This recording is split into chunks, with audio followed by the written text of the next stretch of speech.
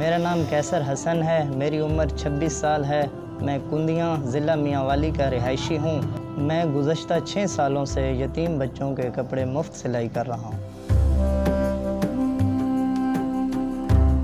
میں یہ اس لیے کرتا ہوں کہ میں ان بچوں کی مالی امداد تو نہیں کر سکتا، لیکن اپنے ہنر سے ان کو کپڑے سلائی کر دیتا ہوں اور عید پیکج کے طور پر 200 روپیہ ان کی جیب میں ڈالتا ہوں۔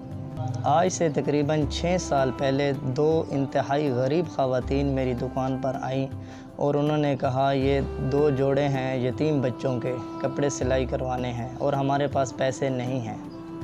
تو میں نے کپڑے ان سے لے لیے، میں نے سلائی کر دیے۔ جب وہ واپس لینے آئیں تو ان کی خوشی دیکھ کر، بچوں کی خوشی دیکھ کر میرے دل میں خیال آیا کہ آئندہ ہر یتیم بچے کے کپڑے میں فری سلائی کروں گا۔ جو بھی یتیم بچہ ہمارے پاس آتا ہے، ہم اس کے والد کا ڈیتھ سرٹیفکیٹ اور بچے کا بے فارم لانے کو کہتے ہیں۔